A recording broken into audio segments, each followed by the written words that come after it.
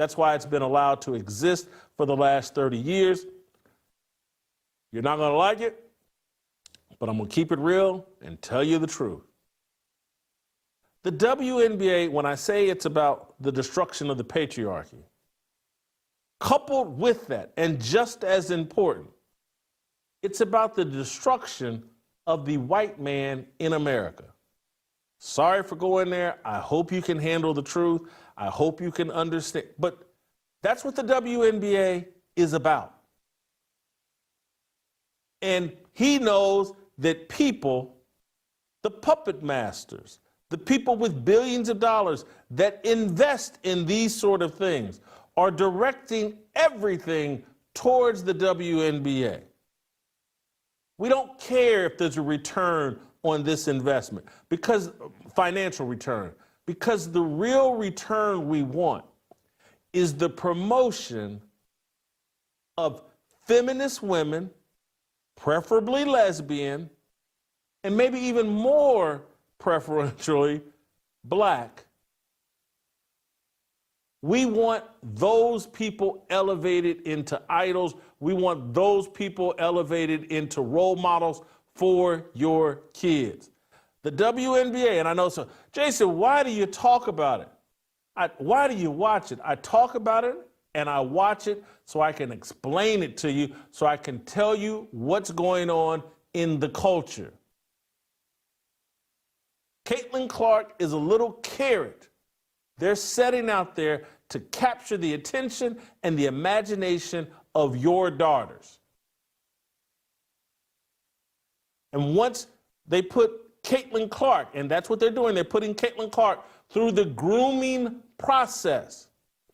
They're going to get Caitlin Clark on message, or they're going to run Caitlin Clark out of the league and make her retire or go over to Europe or somewhere.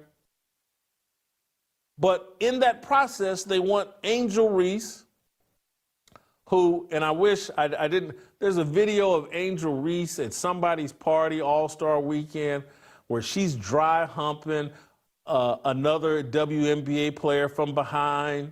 And it's everything, it's the debauchery and the insanity that we object to.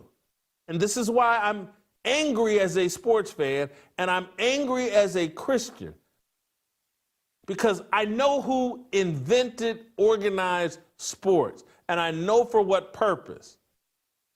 And I'm looking at them use sports, use the WNBA, use the NFL, use all of the Major League Baseball, all the Pride Month events, they're using sports to take your kids in a bisexual, and for people like me, I don't believe in bisexuals, you're just gay. They're using everybody to force them into the alphabet mafia agenda and the feminist agenda.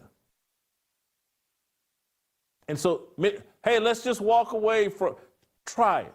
Those of you that have kids, try just to walk away from sports. Your young sons and many of your young daughters, they're going to have an interest in sports. You're not going to just, no, we're not doing that. You're not playing sports. You're not just going to be able to, one, it would be unhealthy to tell your kids that. And so you need to enter this fight.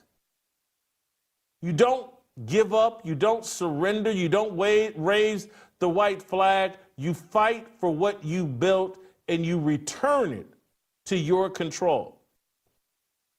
And so these people, WNBA, NBA, NFL, Major League Baseball, they need to answer to fans. They need to put some respect on our names.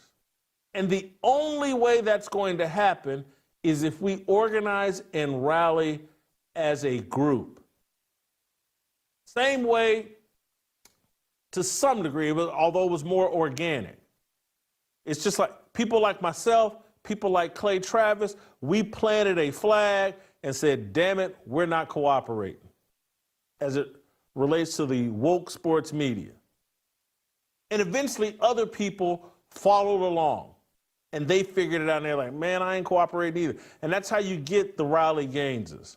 That's how you get the Sage Steeles. When women see men stand up, they will support us and come out there and stand with us. And particularly if you have kids.